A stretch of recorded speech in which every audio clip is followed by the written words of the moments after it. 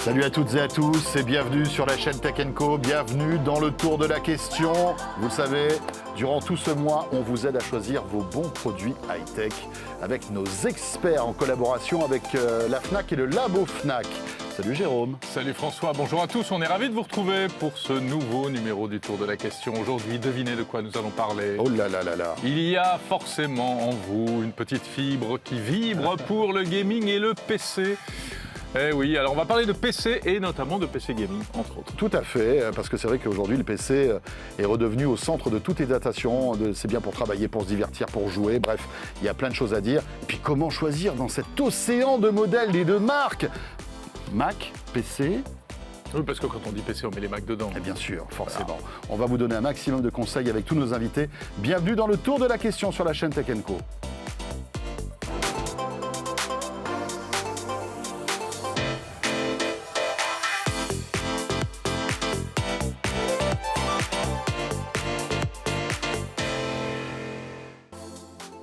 Avec toujours ce générique qui nous met en joie, François. Mais complètement, moi je suis en transe. D'ailleurs, nos invités aussi, j'ai l'impression. On vous les présente, nos invités. Tout d'abord, Charlotte Massico, directrice multimédia et gaming chez Fnac Darty. Bonjour Charlotte. Bonjour. Bonjour Charlotte, merci d'être là, comme chaque année d'ailleurs, dans ce tour de la question. Merci de me recevoir. À ses côtés, Mélinda Davansoula. Salut Mélinda. Bonjour, bonjour. Salut Mélinda. Voilà, journaliste maison Tech & Co, qui, il faut le savoir, mais ça je vous le dis, mais vous le savez, la plupart d'entre vous le savent. Elle est gameuse. Mais c'est dingue ça. C'est une méga gameuse. Mais c'est incroyable, je me demande, mais en plus, tu es tout le temps là, ici à la rédac. Tu joues quand, en fait, Mélinda ? Le soir. Le soir. Je ne joue pas au bureau. Je joue le soir. Pourtant, tu aurais le joues au droit. bureau, faut pas le dire. C'est mon Tu aurais travail, le droit. j'aurais le droit, c'est Eh vrai. oui. Parce que c'est un métier aussi. Voilà, et puis nous sommes également avec Jonathan Angel, directeur marketing d'Asus France. Bonjour. Salut Jonathan. Eh bien voilà, on va s'intéresser un peu à tout ce qui se trame dans ce monde passionnant du PC. Peut-être commencer par vous, Charlotte, directrice donc multimédia et gaming Fnac Darty. Le PC, tout ce monde-là qui évidemment est important au sein des Fnac Darty. Sachant que, voilà, on n'est plus sur la ferveur qu'on a pu avoir en 2020 et 2021, où on était plus ou moins confinés, et c'est là où on s'était rendu compte que le PC, en fait, c'était un objet hyper utile. Comment s'est passée cette année 2022 ? On est revenu à des chiffres un peu plus normaux, on va dire, parce qu'il y a eu effectivement un gros boom sur les années 2020-2021, avec un équipement accru, avec du multi-écran dans les foyers. On avait parlé l'année dernière de cet avènement. Donc forcément, c'est plus compliqué de repasser là sur des historiques excessivement forts. Maintenant, quand on regarde par rapport à avant-crise, donc en 2019, le marché est bien au-dessus. Puis la bonne nouvelle, c'est qu'en plus, le prix de vente moyen a pas mal augmenté. Ça veut dire que pas que les produits sont plus chers en soi, mais que les gens ont envie de produits un peu plus haut de gamme, un peu plus spécifiques à leurs usages quotidiens. Oui, c'est-à-dire qu'on trouve toujours un PC à 400-500 €, ça ne bouge sûr. pas, bien évidemment, l'entrée de gamme, mais voilà, on veut se faire un peu plus plaisir avec un écran un peu plus joli, peut-être de l'OLED, peut-être aussi une caméra, une webcam de meilleure qualité, parce qu'on fait de la visio, on fait des Teams, donc il faut améliorer ça. Un son de meilleure qualité également. Son de meilleure qualité, plus d'autonomie, un PC joli aussi, Eh oui. ça peut être pas mal. Et joli et mobile, parce qu'on se déplace de plus en plus avec nos PC, avec le télétravail, vous le savez. Donc tout ça, le design, le poids du produit, ça compte aussi. Et puis il y a le gaming. Le gaming aussi. Ça aussi, c'est une tendance forte. De plus en plus de gens s'intéressent justement à ce type de machine ou pas ? Alors oui, c'est un des gros marchés en croissance du monde du PC. Ça, c'est quand même la bonne nouvelle, c'est que les gens jouent de plus en plus sur PC et donc on voit vraiment une catégorie qui booste et avec des produits toujours plus puissants. Et encore une fois, maintenant qu'il y a l'e design, puisqu'avant les produits gamers étaient quand même assez gros, lourds, et on voit des produits design assez sympas apparaître. C'est On va en intéressant parler dans ça. un instant. Oui, bien sûr. Jonathan, peut-être un Asus. mot là-dessus. C'est vrai qu'avant, le PC gamer, ça pesait 160 kilos. Il fallait un petit caddie pour le déplacer, etc. Qu'est-ce qui s'est passé aujourd'hui, tous les constructeurs de chipsets, etc., ont réussi à tout compresser dans des châssis plus fins. Alors oui, les constructeurs de pucettes, mais pas que. Les constructeurs d'ordinateurs, comme Les Asus, assembleurs, avec bien sûr, les Gamer, constructeurs, oui. allaient miniaturiser finalement l'ensemble des technologies. Et c'est la dissipation de chaleur. Pourquoi les ordinateurs portables gamers étaient plus épais et plus lourds? Parce qu'il fallait dissiper cette chaleur importante qui était générée par le processeur et la carte graphique. Donc il y a des gros travaux qui ont été faits par l'ensemble des équipes et de nos ingénieurs pour réduire finalement le poids et la taille. Il faut dissiper cette chaleur-là. Et maintenant, on arrive à faire des choses extraordinaires avec des PC en 13 pouces qui vont avoir une puissance des anciens PC qu'on avait en 17 pouces. Donc on peut avoir des PC pour jouer qui aujourd'hui vont faire 13 pouces et qui vont avoir un écran détachable. Donc c'est assez extraordinaire d'un point de vue technologique. Combien aujourd'hui un PC gamer? Qui vont peser 1,2 kg, 1,3 kg pour les formats les plus petits. Maintenant, pour les gros PC gamers qui vont être très puissants, on va rester sur des formats 15 ou 17 pouces qui vont plutôt s'approcher d'1,7 kg, 1,8 kg. Mais là, c'est des machines de guerre. C'est vraiment pour remplacer votre ordinateur portable fixe. Voilà, en gros, plus c'est puissant, plus ça sera lourd et épais. En gros, c'est encore aujourd'hui, comme ça. Mais ça reste beaucoup plus abordable que par le passé en termes de mobilité. Où avant, effectivement, pour avoir un PC pour jouer, la mobilité était compliquée. Aujourd'hui, ce n'est plus le cas. Mélinda, les machines tiennent leurs promesses, justement, en termes de puissance, notamment pour le gaming? Ça commence aussi parce que le marché est devenu extrêmement concurrentiel. Il y a beaucoup plus d'acteurs qu'à une certaine époque. Et il y a aussi autre chose qui aide ce marché. Les nouvelles consoles de salon, pour le coup, étaient difficiles à trouver. Donc, les joueurs sont aussi allés beaucoup plus vers des On se rabat vers des PC. Et en fait, c'est une conjonction de choses qui font que on a besoin de plus de PC de la situation nouvelle. Tant qu'à faire, autant aller sur un bon PC gaming. Ça a aidé toute l'industrie, je trouve, vraiment à avoir des PC plus petits, des formats 13 pouces qu'on peut trimballer, mais sur lesquels on peut jouer. Et puis, le souci du design. Ça, c'est vrai que c'est une vraie question. Avant, on pouvait jouer sur des tours qu'on laissait chez soi et qui étaient trop grosses, pas très jolies, mais qui étaient cachées. On mettait de la lumière dedans. Mais on met de la lumière. Des choses... Le concept de base du PC gaming, c'est quand même la lumière. S'il n'y a pas de lumière, ce n'est pas un vrai PC gaming. Si c'est juste une boîte éteinte, voilà. Ça n'a pas de sens. Donc, il y a plein de choses qui font, en effet, aujourd'hui, on a des portables qui sont plus légers. Ouais. Ça ne veut pas dire qu'ils sont moins puissants. Il y a beaucoup de puissance au niveau des cartes graphiques. Et comme le disait Jonathan, il faut quand même que derrière la ventilation suive. Ce qui fait qu'on a encore des portables un peu gros. Mais est-ce qu'on trouve encore des cartes graphiques externes, des espèces de gros monstres comme ça avec, qui se connectent en fait au PC? Qui se connectent au PC portable. Alors c'est pour les tours, donc ce qu'on appelle les desktops, mais nous avons chez Asus ce qu'on appelle des cartes graphiques externes qu'on peut venir brancher sur son ordinateur portable pour y ajouter de la performance. Voilà. Donc ça existe, c'est un marché un petit peu de niche pour des utilisateurs qui sont très précis et qui vont avoir des besoins particuliers de mobilité et de puissance. Non, en plus c'est économique, ça consomme l'équivalent d'une voiture électrique, quoi. Voilà. Non, ça consomme l'équivalent d'une carte graphique, comme dans votre ordinateur, comme dans vos ordinateurs portables. Les gros chargeurs qu'on mettait, les doubles alimentations. Charlotte, un mot, ça coûte combien aujourd'hui chez Fnac Darty un PC on va dire gamer, sympa, pour les fêtes de fin d'année? Qu'est-ce que vous pourriez nous conseiller, là? Non, mais c'est quoi le budget? Ça dépend un peu de quel style de gamer on est. Parce qu'on peut trouver aujourd'hui des PC gamers avec l'entrée de gamme des cartes graphiques. On peut en trouver entre 800 €, 1200 €. Et on peut même avoir un peu de design sur ce genre de produit-là, avec ce qu'on appelle des châssis un peu plus grand public, et pas des extrêmes gamers. Oui, avec des Après, si on veut, le must du must, la puissance, on va être sur des PC qui vont être aux alentours de 2000 € quand même, voire qui peuvent aller bien plus loin. Mais ça veut dire qu'à partir de 800 €, on peut faire tourner la plupart des jeux récents, costauds, sur un châssis à ce prix-là? Oui, tout va dépendre aussi de vos exigences qu'on appelle en termes de paramétrage. Oui, de résolution vous voulez avoir la résolution maximum? etc. Est-ce que vous jouez en ligne aussi pour être finalement en concurrent, donc avoir les FPS les plus optimisés? Oui, c'est ça. Donc ça va dépendre aussi du type de joueur, encore une fois, comme le disait Charlotte. Mais oui, à 900 €, on peut acheter un ordinateur portable et jouer à des jeux récents. Tout à fait. Avec le Black Friday aussi, je pense j'imagine que ça va être... Le Black Friday, ça va être un moment où on va pouvoir faire de bonnes affaires, là, en termes de PC, tout ça? Oui, ça, je peux vous le promettre. Chez Fnac Darty, on s'y prépare depuis des mois avec nos partenaires. Et ça va rester une belle fête avec des produits plus accessibles en cette période. Y compris sur des modèles récents? Y compris sur des modèles récents. La bonne nouvelle de ce marché-là, c'est quand même que tous les produits sont récents. C'est-à-dire qu'en fait, on refait des gammes tous les 3 à 6 mois. Donc, vous avez le meilleur des cartes graphiques, tout le temps. Ça se renouvelle excessivement vite. Jonathan, vous êtes venu avec on va dire un peu un produit fer de lance de ce que vous faites chez Asus, une nouvelle catégorie de produits aussi. Hein. C'est en fait ce Fold, comme les smartphones, hein, Mélinda, avec Samsung qui se lance dans les téléphones pliants depuis quelques années déjà. Eh bien, Asus, vous faites la même chose sur les PC. Tout à fait. Comme d'habitude, Asus, très produit, on aime montrer des nouveaux produits, donc on en a ramené un aujourd'hui. Et on avait parlé par le passé des écrans OLED, et c'est vrai qu'Asus a été un des leaders au niveau mondial et leader au niveau français pour démocratiser l'écran OLED aujourd'hui sur l'ordinateur portable, pour aller plus loin. Pourquoi pas le plier?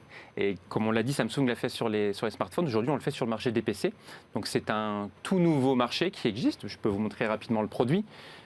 L'idée c'est de pouvoir avoir un ordinateur qui avant tout reste un ordinateur presque classique avec un écran, ici 12,5 pouces, son clavier. Et un clavier. Ouais. Pour avoir finalement un ordinateur portable mobile que je peux utiliser dans le train avec mon clavier. Et arriver effectivement, si on le souhaite, à enlever le clavier, avoir son écran qui s'affiche en entier, déplier entièrement, l'utiliser soit en mode tablette ou alors évidemment l'utiliser comme ordinateur portable finalement de bureau. On va le poser son bel écran 17,3 pouces OLED et utiliser son clavier ici avec sa souris dans une situation peut-être plus sédentaire à la maison.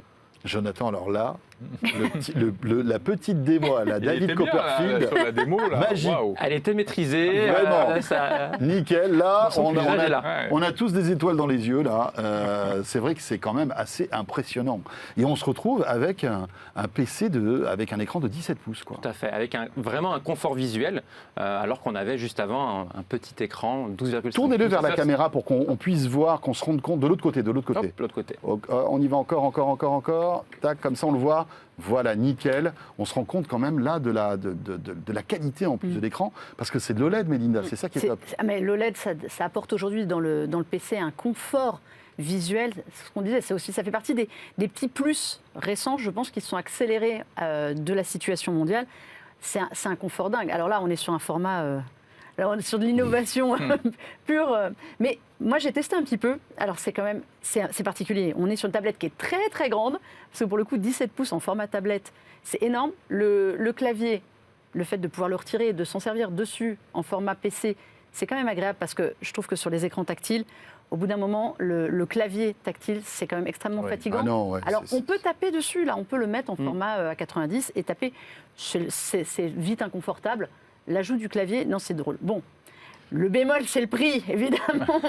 Mais c'est le prix de l'innovation. Parce que on fait partie. Là, on est au début d'une nouvelle histoire, Tout à fait. forcément. Tout à fait. Et on voit que Samsung, depuis 3 ans ou 4 ans, a fortement amélioré ses produits pliants. Là, c'est quoi les défauts de ce produit aujourd'hui? Parce que tu l'as eu en main. À part le prix, il y a des défauts, il y a des trucs qui t'ennuie? Jonathan, vous pouvez vous boucher les oreilles, il n'y a pas de souci. Il ne faut pas écouter. Non, pour moi, c'est comme pour les smartphones. C'est l'utilisation qui décide de l'intérêt. Si vous avez besoin d'un écran, en effet, là, on a une double fonction. Il peut faire PC, on peut être dans le train en train de travailler, on arrive chez soi ou à l'hôtel, on déplie, on est dans un confort de travail qui est consistant. Ça, c'est si vous en avez besoin. Quelqu'un qui veut juste une tablette, il ne va pas trouver ça utile. Après, c'est un peu lourd aussi, il faut quand même le dire, c'est quand même un poids à transporter. L'autonomie, ça donne quoi? Alors, c'est l'autonomie, ça, je n'ai pas encore eu une vraie vision totale. Sur un totale. usage mixte, on est à 8 heures aujourd'hui. Souvent, c'est là où ça pêche. Ça veut dire quoi, usage mixte? Un peu des deux? Non, ça veut dire qu'on va passer une journée de bureautique, donc 8 heures de bureautique. Mais déployé ou... Déployé. Donc, dans cette configuration-là que vous m'en montrez. Vous utilisez vos emails, un petit peu de, Il consomme de musique. plus parce qu'il y a plus d'écran ou ça ne change rien? Ça va consommer plus d'écran consomme plus, assez naturellement. Le choix entre le format PC ou le format tablette n'a pas un impact réel sur l'autonomie. C'est plus le produit en lui-même. C'est souvent là où ça pêche, c'est l'autonomie. Mais ça, comme sur les PC aussi, sur les PC, il y a un énorme... On parlait tout à l'heure de gaming, on ne peut pas jouer avec ça. C'est pas recommandé, parce qu'il n'y a pas de carte graphique dédiée pour permettre d'avoir une puissance. Donc tout ce qui est casual gaming, ok, il n'y a pas de souci. Tout à fait. C'est pas fait pour ça en fait. C'est pas fait pour ça. Et puis, pour regarder des films, etc. Pour regarder des films, c'est un grand plaisir. Mais pour le jeu, on privilégiera d'autres solutions. Attendez, parce qu'on l'a évoqué, mais on ne l'a pas précisé, le poids et le prix de cet appareil. Alors voilà. 1,5 kg. sans son clavier, 1,8 kg, avec l'ensemble de son clavier et de son dispositif. Et le prix est aujourd'hui à 3 999 €. D'accord. Pour le lancement, c'est effectivement une première version qu'on lance sur le marché français en collaboration avec la FNAC. D'accord. Est-ce que les clients de la FNAC s'intéressent à ce produit-là? Tout à fait. On a lancé les précommandes, on a des bons niveaux de précommande. Je tiens à préciser que nous, on est vraiment ravis de l'arrivée de ce produit avec l'équipe. C'est une innovation majeure et on a besoin de continuer à innover sur ce marché-là. Et deux, je trouve que là, on est vraiment dans la réponse à un usage.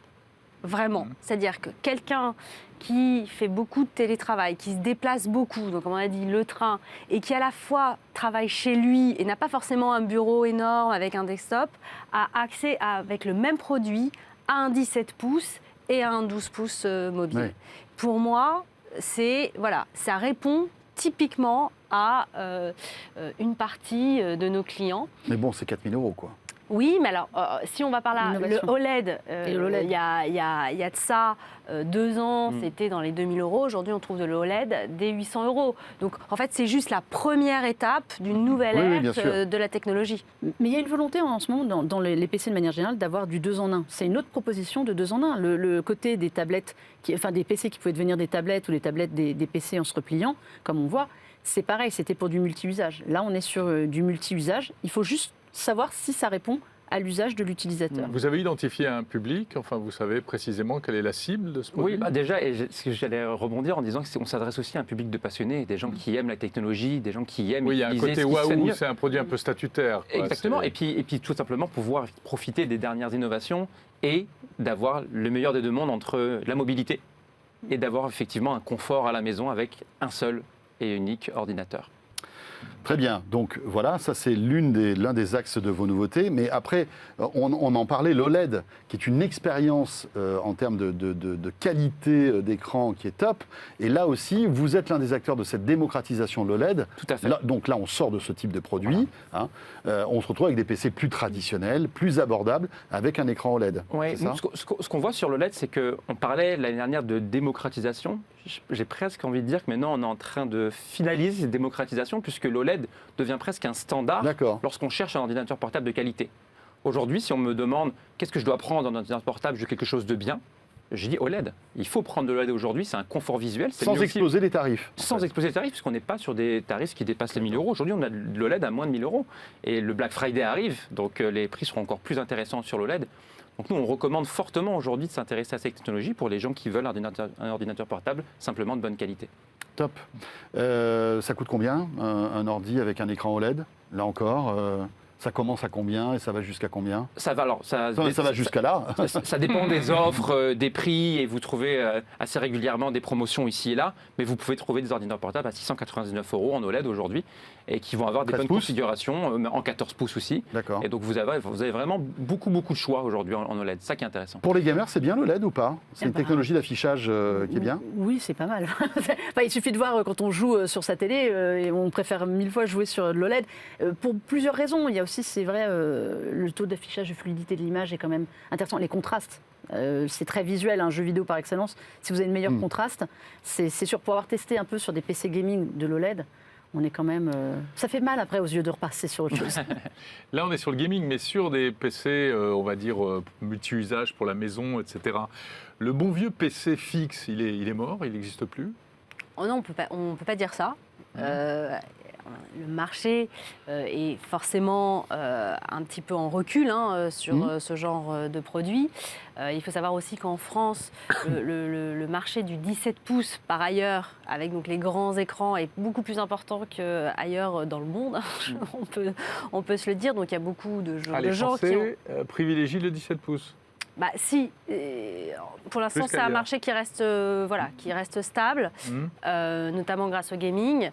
Maintenant, les tours ou les desktops ou ce qu'on appelle les all-in-one, c'est-à-dire le tout en un, c'est des marchés restreints, mais qui existent. C'est le PC de la famille. Oui. Il y a des belles innovations qui arrivent. C'est Ou les le PC iMac. gamer. Les aussi. iMac aussi. Et à les ce moment-là. iMac. Les iMac où Qui on ont a tous encore, ces produits ultra colorés. Ouais. Pour les créateurs, par exemple, Bien sûr. ou pour, imaginons un architecte, un designer, un photographe, ça reste des produits très, très bien pour eux, quoi. Charlotte, quelle est la sélection de la FNAC justement sur ces produits? Alors on a parlé effectivement du Fold, hein, on sait que c'est l'un de vos coups de cœur, mais sur quoi vous tablez sur ces fêtes de fin d'année? Qu'est-ce qui va cartonner? J'ai toutes marques confondues, hein, bien sûr.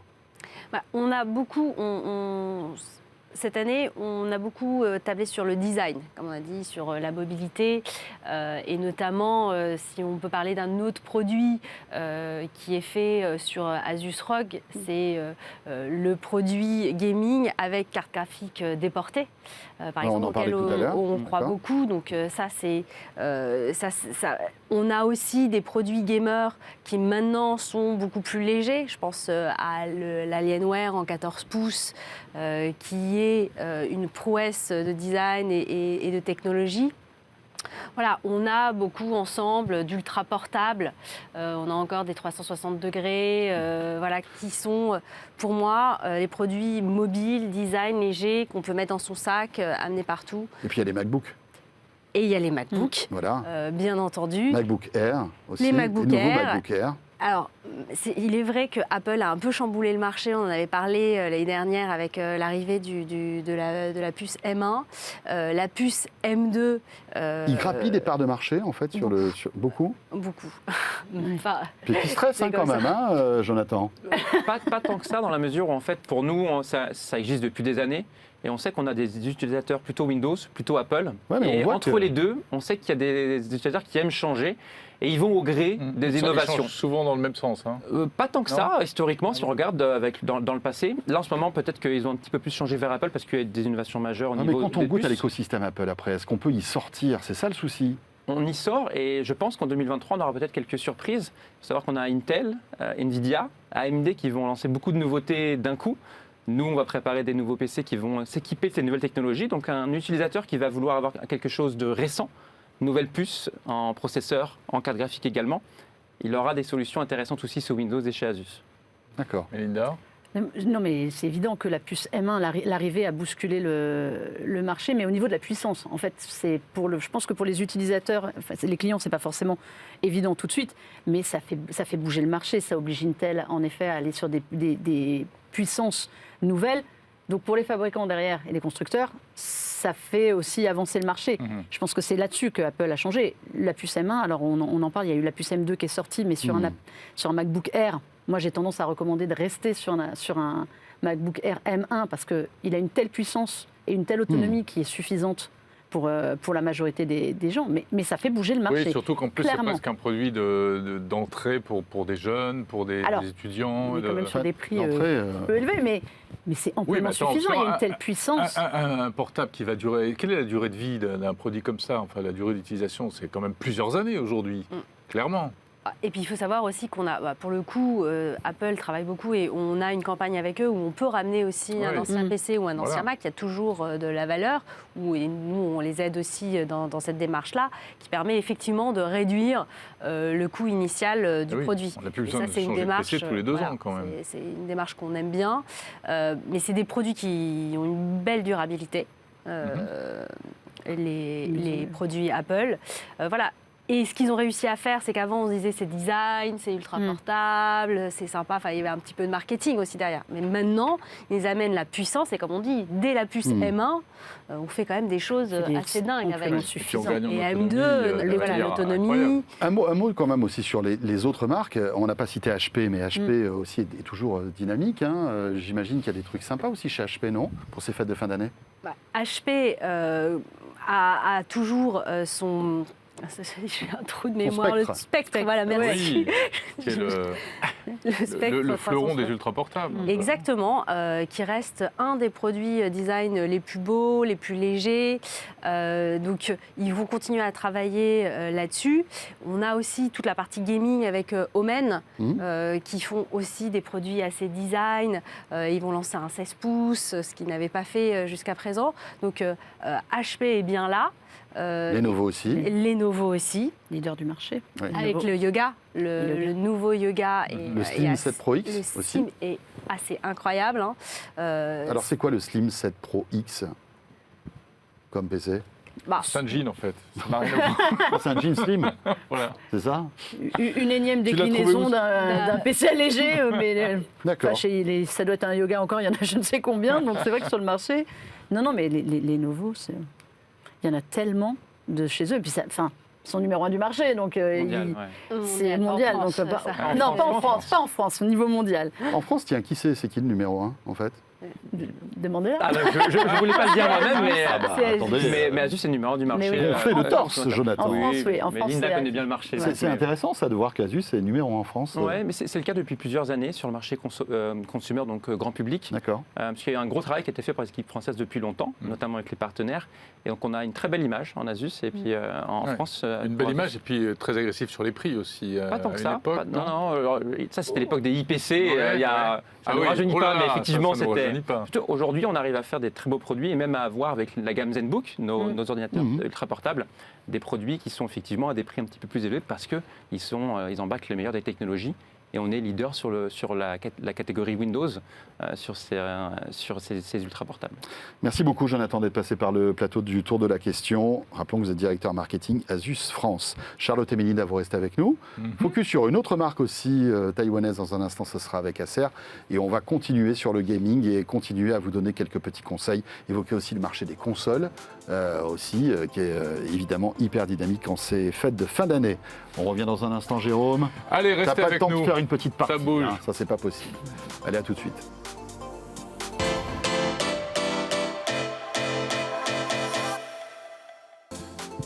Et un nouvel invité nous a rejoint. Tu le disais, François, c'est la marque Acer, en la personne de Karim Royoun, directeur marketing et communication. Bonjour Karim. Bonjour. Bonjour Karim, et toujours à nos côtés Charlotte Massico, directrice multimédia et gaming Fnac Darty, et Mélinda Davant-Soulas, journaliste Tech & Co, et qui, à ses heures perdues, joue beaucoup.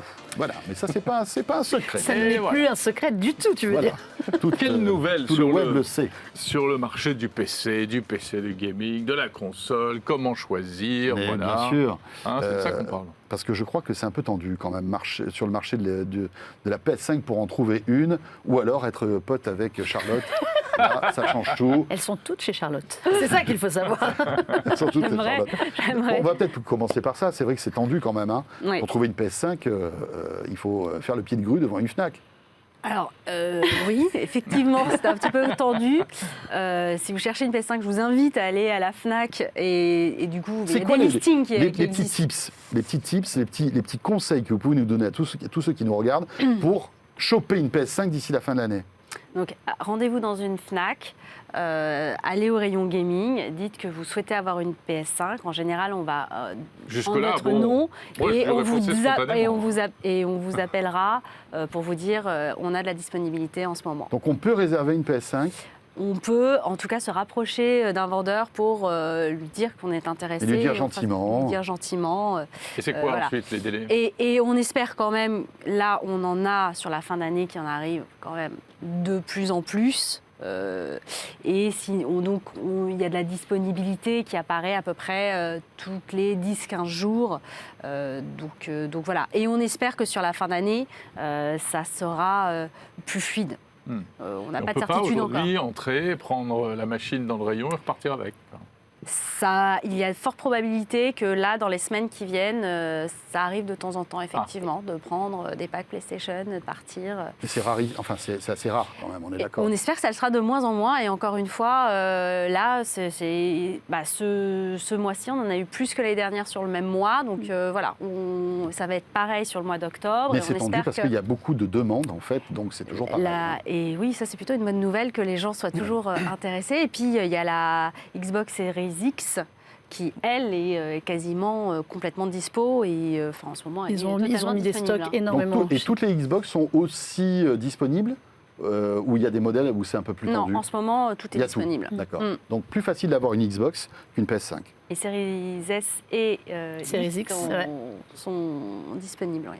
Bon, très bien. Ça, c'est Je ne vais plutôt pas une te bonne demander, nouvelle. Mélinda, ce qu'il faut choisir entre une Xbox et PS5, parce que là, il nous faudrait 3h15. à Oui, peu puis alors près. là, c'est propre à chacun. Hein, donc, là, pour le coup, je ne me mouille pas parce que moi, je joue sur les deux.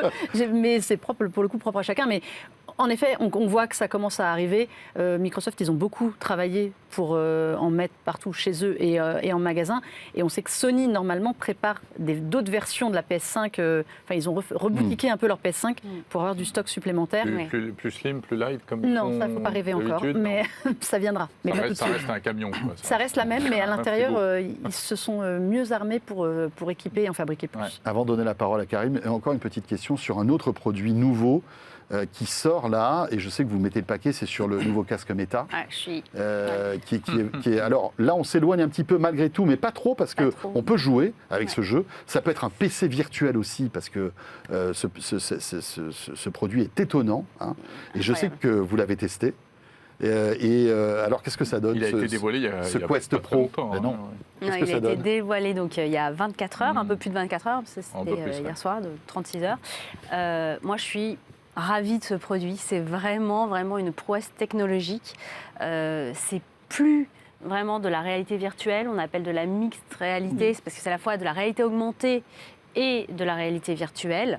Ça ne parle pas qu'aux joueurs. En fait, c'est un PC, on peut travailler avec, et c'est vraiment cette expérience-là qui est incroyable. C'est-à-dire que vous mettez donc le casque, vous voyez autour. C'est-à-dire qu'on n'a plus cette impression d'être Donc les caméras complètement... retransmettent en fait Exactement. ce que l'on voit, mais comme on a le Exactement. masque, on voit rien. Mais là, on voit en fait Là, ce qu'il y a. on vous tend un verre d'eau, vous le prenez. Enfin, il n'y a D'accord. pas de Avec de une bonne qualité problématique. d'image. Avec une bonne qualité d'image, et les gens qui sont autour de nous sont vraiment là. Donc c'est plus le côté ultra immersif qui finalement nous coupe un peu du monde. Ouais. On peut le faire. On peut le faire. Voilà, On peut être dans la notamment pour le réalité gaming. virtuelle et de faire du gaming dans ce sens-là. Mhm. Mais c'est plus le cas si on décide. Et là, on peut avoir, si on veut, 3 écrans 65 pouces devant soi, avec son clavier, et travailler avec d'un côté YouTube, Teams devant, les mails sur le côté.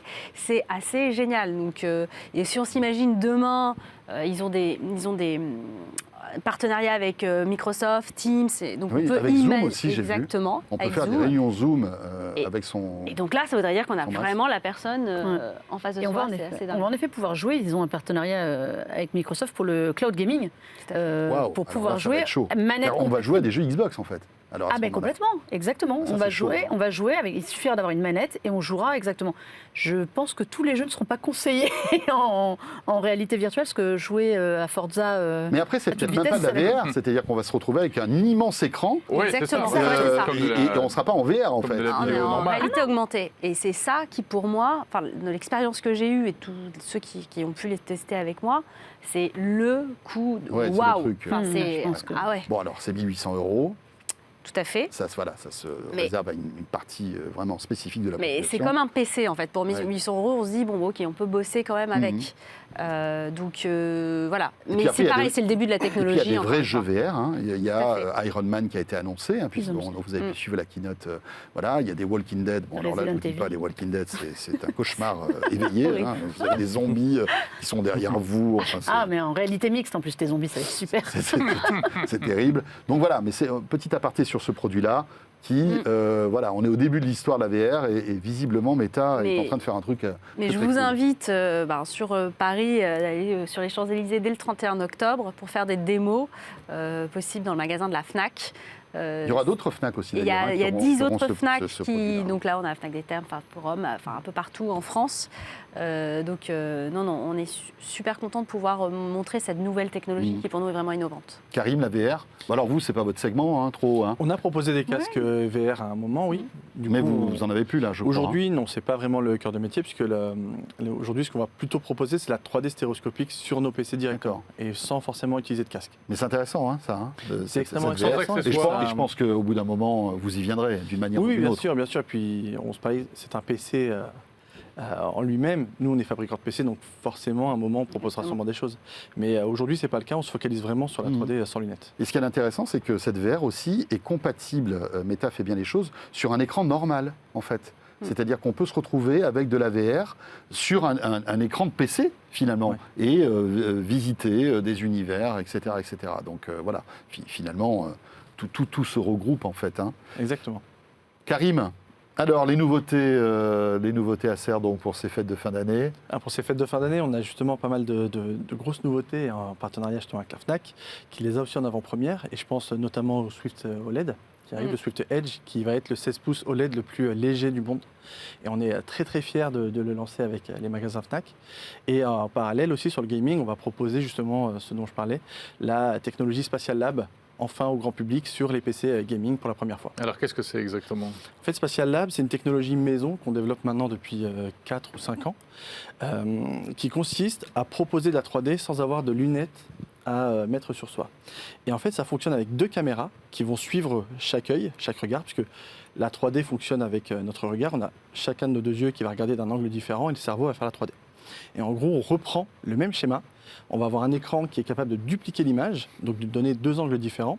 Et les 2 caméras vont suivre nos 2 yeux et vont faire bouger ces images en fonction de notre regard. Et notre cerveau va créer la 3D. Et tout ça en temps réel, c'est-à-dire qu'il n'y a pas de latence. Tout ça en temps réel, il n'y a pas de latence, il y a une intelligence artificielle qui a été développée derrière pour anticiper certains mouvements. Et du coup, on a l'impression que les éléments sortent de l'écran, ils sont devant le clavier, juste au-dessus. Et ce qui est assez bluffant, c'est qu'à chaque fois qu'on l'a montré, tout le monde essayait de toucher les éléments alors que non, ils sont dans l'écran. Donc une mais meilleure. Ça sert à quoi oui, voilà, c'est. En fait, il y a au-delà plusieurs de la performance utilisations. technique. Voilà. En fait, on l'a développé au tout début pour les créateurs, pour ceux qui font du film 3D ou qui font même de la VR, puisque en déplaçant notre regard, on peut aussi voir différents éléments. Donc l'idée, c'était de proposer à ceux qui créent des choses, ou même des pièces mécaniques ou autres, de la 3D pour pouvoir voir directement leur travail sans passer sur une autre machine. Aujourd'hui, on l'a développé pour le gaming parce que ça permet de donner une nouvelle profondeur aux jeux vidéo. Et en fait, on redécouvre les jeux. Nous, on a fait des tests sur des jeux comme Tomb Raider ou des jeux de course comme Forza. C'est assez bluffant de jouer en 3D puisque l'univers prend vie devant nous et c'est assez C'est plus immersif.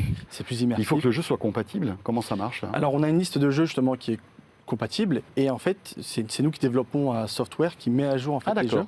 Et c'est un patch quoi, quand on rajoute sur le jeu. Patch, voilà, et notamment la majorité des jeux, 90% des jeux sont faits sur les moteurs Unreal et le moteur est compatible. Donc déjà on a une base de jeux compatibles assez immense aujourd'hui. Ouais. Et c'est waouh sur quel type de jeu? Course de voiture, des choses comme ça? Course de voiture, mais les jeux d'action, les jeux d'aventure où vraiment on a du relief, sauter d'une plateforme à une autre, etc. Là on voit vraiment les profondeurs de champ, c'est assez bluffant. Pas testé encore, moi. Mais j'ai entendu parler, j'ai hâte de tester, de voir. Mais est-ce que vraiment il y a une agressivité sur ce segment-là ou c'est encore, on est au tout début de l'histoire, Non. vous y allez mollo en fait? On est au tout début de l'histoire et en fait, nous, on y est depuis quasiment 5 ans maintenant. Donc en réalité, on est les seuls à proposer cette solution. Donc il n'y a pas vraiment d'agressivité ou de compétition puisque c'est une techno maison que nous sommes les seuls à proposer. Dans le futur, il est probable de voir d'autres marques arriver sur ce segment-là, mais aujourd'hui, en tout cas, ce n'est pas le cas. Charlotte? C'est bluffant. Ouais. En plus, on l'avait présenté aussi à la Maison de Demain, où Oui. on présentait certaines innovations. Et c'était un des chouchous, des produits chouchous, parce que vraiment, quand on regarde, on se dit, mais on a l'impression dans Star Wars, quand on voyait Oui. R2D2 qui... Oui, la princesse Leia. Exactement. Pour Eh ben, Obi-Wan Kenobi. ça donne à peu près cette impression-là. Et on peut envisager, encore une fois, plein de choses dans l'avenir. On parle forcément de métaverse et ainsi de suite. Donc, c'est là, un bon premier pas. On a quel tarif pour ce type Là, de on va être sur produit? une machine à 3 990 €. Ah oui. Donc forcément, Vous êtes tous abonnés aux 3990 en ce moment, hein? C'est ce pas qu'il y a, possible. c'est ça. que sur ce PC, Non, mais vraiment. après, on a d'autres PC qui sont Oui, un peu moins cher. beaucoup moins onéreux, mais dedans, ce dont on n'a pas dit aussi, c'est qu'il embarque un Core i9 qui est extrêmement puissant, c'est le plus puissant des processeurs Parce qu'il faut, aujourd'hui. là, il faut y aller Il faut derrière. une excellente machine. En tout cas, sur le modèle Spatial Lab, sur le Helios 300, on a un Core i9 de dernière génération, on a une RTX 3080, donc on a déjà pas mal de Je puissance savais même pas que ça brute. existait le Core i9, je croyais que ça s'arrêtait au i7. Oui, en fait. exactement. c'est Non, tout à non, fait. sur les PC portables, alors il y en a très peu qui en sont équipés parce que c'est quand même des besoins spécifiques en termes de puissance. En ça termes peut- d'autonomie, ça donne quoi alors du coup? Bon, la batterie, on va pas trop parler d'autonomie Ouais, parce que voilà. forcément le PC Il portable, faut que la prise soit pas loin. voilà, il est tout le temps branché justement pour avoir les performances maximales et de toute façon, sur les PC gaming, vous n'avez jamais les performances Mais maximales non, mais bien sûr. lorsqu'ils sont sur batterie Bien sûr. puisque justement tout est dégradé Oui. justement pour... Parce qu'autrement, il y aurait 10 minutes d'autonomie. Quoi. Exactement. Ça n'a pas de sens. Exactement. Mais en fait, cet ordi 3D sans lunettes, en quelque sorte, c'est aussi un excellent ordi gaming, finalement. Oui, bien sûr. Ah Parce oui, qu'on c'est peut un ordi désactiver cette fonctionnalité Bien sûr. et on se retrouve avec un PC là qui explose tout. On n'est pas obligé de jouer en 3D avec le Spatial Lab, il fonctionne très bien en 2D. D'ailleurs, on a une dalle 4K dessus, donc on peut profiter justement des jeux avec la meilleure résolution possible. Et c'est un ordinateur surpuissant pour le gaming.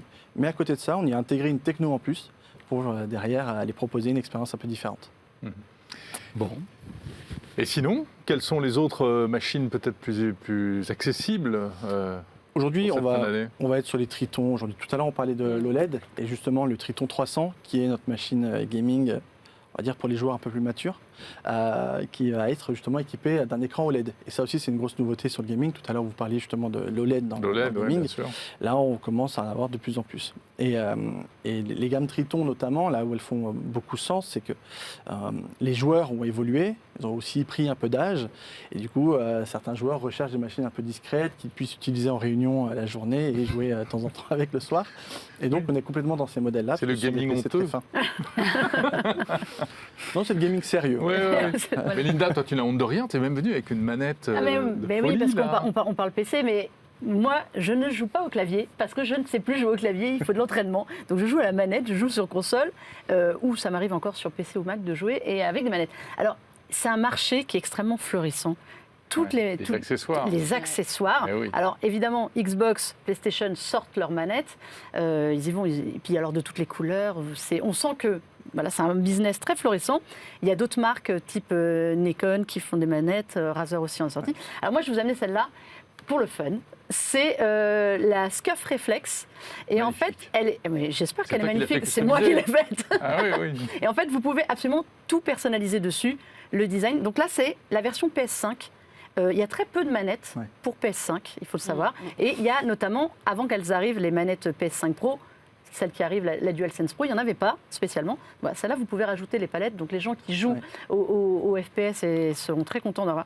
Voilà, je vais vous montrer ça, c'est un exemple de ce qu'on peut faire dans l'extrême, je vous l'accorde. Avec une personnalisation. Ah mais totalement, là, tu n'en auras pas deux comme celle-ci. Et comment tu la personnalises en fait? Comment ça Alors, marche? on va sur leur site, et sur leur site, il y a absolument tout. C'est-à-dire qu'on choisit la taille des sticks, quelle forme on veut, si on veut qu'ils soient en dôme ou incurvés. D'accord. Ah oui, non, ça va C'est très, du très loin. sur-mesure. C'est du sur-mesure. Mais c'est un vrai marché. Vous regardez, vous avez par exemple sur le Xbox Store, on peut même faire sur le Design Lab sa propre manette. Il y en a partout. Je pense qu'à la Fnac aussi, on en voit des rayons d'accessoires. Ça fait partie aussi du gaming. Et, pour le modeste prix de... Là, on est très. Là, je vous ai fait le maximum de la custo, donc on doit être à peu près aux alentours de 290 €. C'est très cher pour une manette de base qui vaut 75 €. Rappelons-le. Bon, après, tout est fait à la main là-dessus. Tout est fait à la main. Il la démonte Mais d'origine. l'artisanat. Elle est plus lourde qu'une manette de PS5 normale. Elle est aussi orientée pour les joueurs compétitifs. Voilà. Oui. Là, on est sur. Là, Je parle à une cible très particulière. Tu as une petite manette, une petite mallette on peut avec faire de ça la pour mousse, beaucoup moins etc. cher. Aussi, Oui, non, mais rien que l'ajout des palettes, qui sont vraiment. Il fut par le passé possible de rajouter de plugger des palettes, des éléments. Ouais. Là, c'est intégré, elle est intégralement défaite et remontée. Karim et Charlotte, ce qui est intéressant aussi, c'est que finalement aujourd'hui, le gaming, ça intéresse tout le monde, toutes les catégories d'âge, autant les hommes que les femmes, voire même un peu plus les femmes. Oui. Tout le monde joue aux jeux vidéo, en fait. Aujourd'hui, oui, le jeu vidéo concerne tout le monde. Après, le jeu vidéo, c'est très large. On peut jouer aussi sur mobile, sur console, sur PC.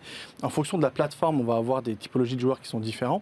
Mais c'est vrai qu'aujourd'hui, le jeu vidéo concerne tout le monde et puis même rentrer dans la pop culture. Donc, il n'y a plus vraiment de frontière entre le cinéma, les séries, le jeu vidéo ou autre.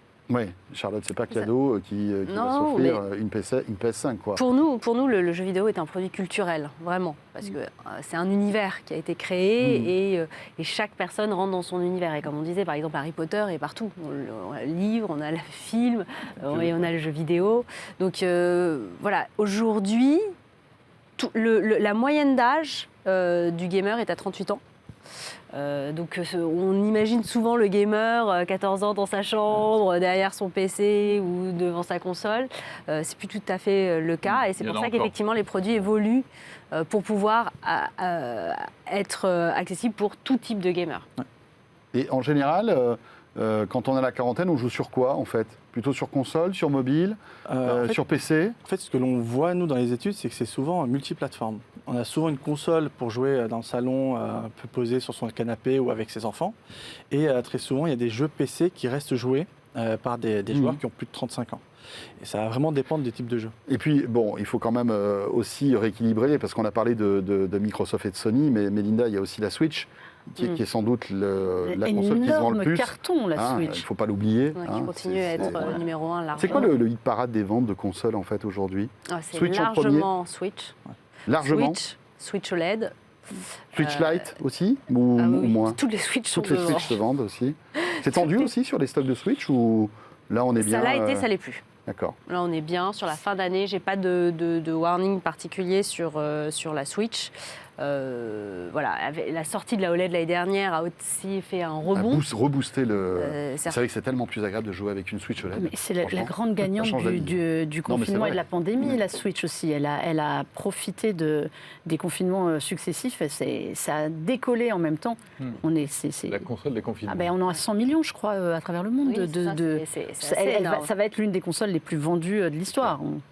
Et puis elle fait tout. On parlait des PC et on aime bien trimballer partout et qui sont multifonctions. La Switch, par essence, c'est la console hybride. On la met dans son salon, on part avec.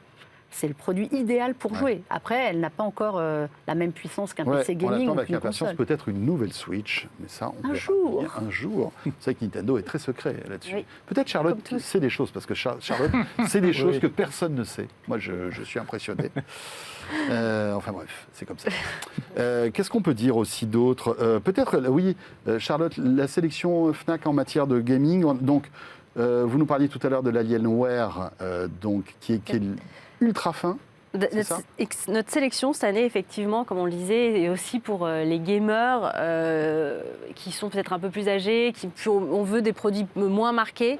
Donc l'Alienware, dont on se parlait l'année dernière, 14, c'était un 14 pouces ultra design, assez léger et très puissant, qui peut avoir de la RTX 3050 à l'intérieur. Donc on est vraiment sur un produit qui fait un peu tout, mais sans avoir un design trop marqué PC gamer. Ouais, c'est-à-dire On se qu'on parlait, peut faire croire, ouais. on peut faire croire qu'on fait du télétravail alors qu'on est en train de travailler comme Il y a toujours la petite tête de mort. Quand même. Voilà. On Il faut pas parlait trop le dire de. encore, c'est super. On parlait du Triton 300, mais il y a aussi Oui, le 500 exactement. qui nous plaît beaucoup parce qu'en plus surboosté et là encore avec un design un peu plus épuré que ce qu'on a pu Full voir. aluminium, très, très fin. Et on assez est dans léger. quelle gamme de prix là Bah, ça va dépendre de la configuration, mais On démarre à 1400 € à peu voilà. près et ça peut monter jusqu'à Jusqu'à 2000, 2000. 2200. Ouais. 4000 pour le Helios en 3D avec le Spatial Lab. Mhm. Mais un bon PC gaming, on en trouve maintenant en entrée, en effet, on disait à moins de 1000 €, mais un bon PC gaming, c'est minimum aujourd'hui autour de 1200, 1300 €. Parce que pour les configurations, Ouais. ce qu'on disait, les configurations exigeantes, ça se chiffre aussi. Ça dépend du joueur que vous êtes. Si vous êtes un joueur qui veut faire tourner les derniers blockbusters en 120 Hz, ce que vous voulez en haute résolution 4K, oui, il faut un portable gaming derrière qui assure. Et ben, il faut mettre le prix. Voilà. Aujourd'hui, nous, ce qu'on recommande, c'est d'être aux alentours d'une 20-60. Ouais, ça C'est bien équilibré pour jouer à la majorité des jeux. On peut être sur de la 2050 Ti ou de la 1660 derrière. Ça fonctionnera très bien aussi, mais le gros derniers- des joueurs est aux alentours de ces cartes graphiques-là. Les derniers jeux demandent à minima ça. Hein, dirons-nous. C'est vraiment la carte graphique qui fait pour une bonne part le prix du PC. hein. Très souvent, ouais, très Surtout souvent. en ce moment. En ce moment, Ouais. si, avec les pénuries Ça qu'il y a eu, représente quel pourcentage du prix de la machine ça c'est compliqué parce que là, du coup, ça se passe du côté de l'ingénierie et ce ne sont pas des données sur lesquelles nous on communique. Mais Mhm. très souvent, le point différenciant sur un PC, c'est vraiment la carte graphique. La carte graphique et le refroidissement. Puisque sur deux PC identiques, si on a un PC qui refroidit moins bien, techniquement, la carte graphique va se mettre en Ouais, sécurité, bien sûr. elle va baisser ses fréquences et va Bien être moins sûr. performante. Oui, pour pas que ça crame en fait. Donc il y a C'est ça, et puis il y a ce jeu vraiment de jouer sur les fréquences en fonction du degré de la carte graphique. Donc l'élément le plus important, c'est la carte graphique, mais ce qui va jouer sur la carte graphique, c'est le refroidissement. Ah oui.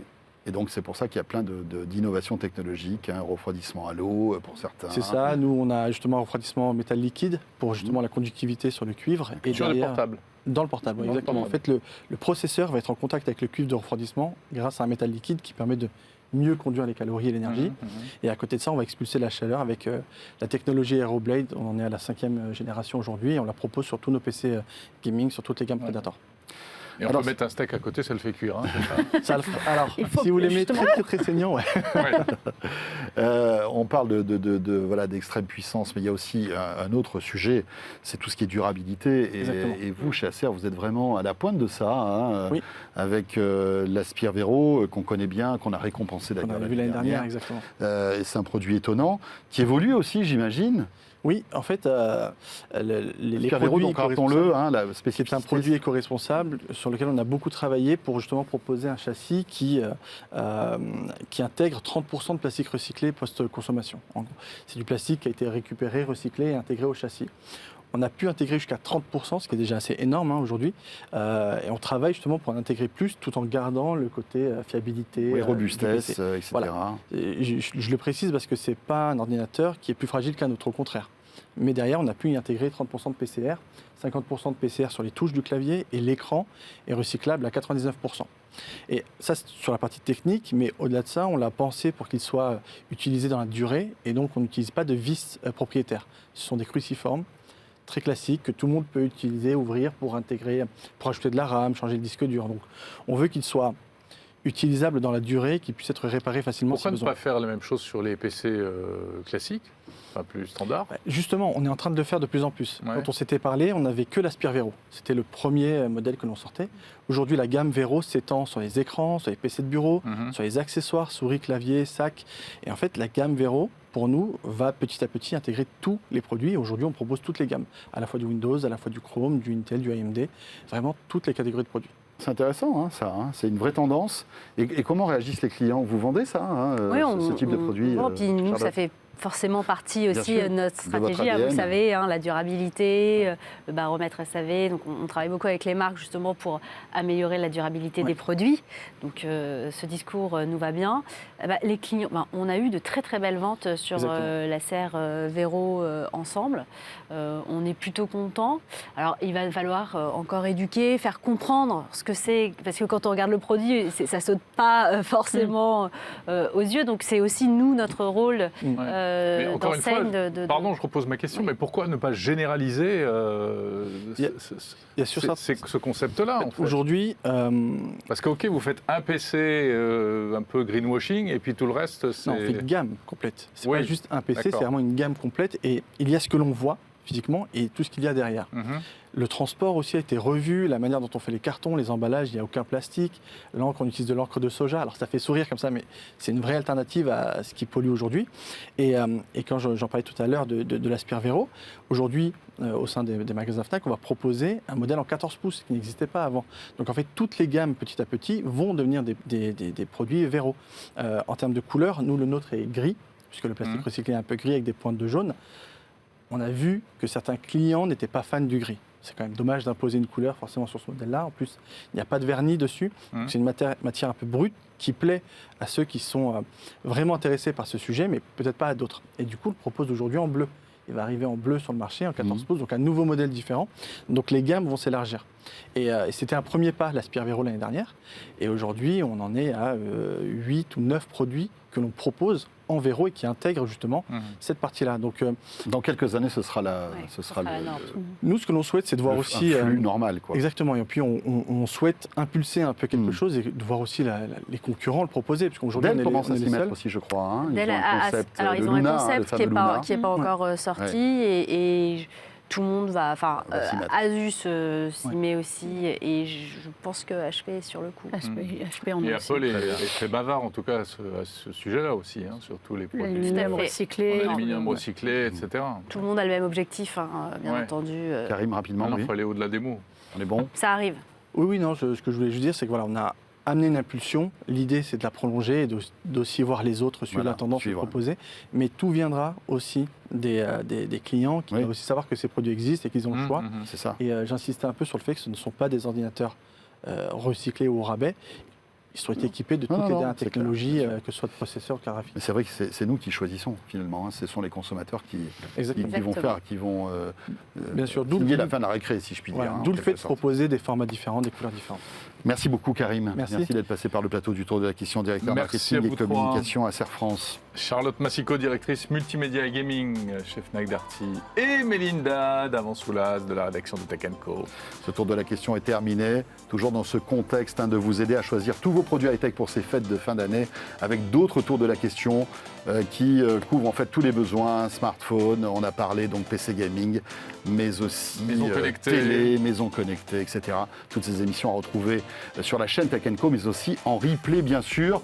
Et n'oubliez pas, en novembre, la remise des prix, les fameux Tech Co Fnac Darty Awards. Quels vont être les meilleurs produits de l'année? On vous réserve une belle soirée, on aura l'occasion d'en reparler. Merci de nous avoir suivis et à très vite. Salut à tous.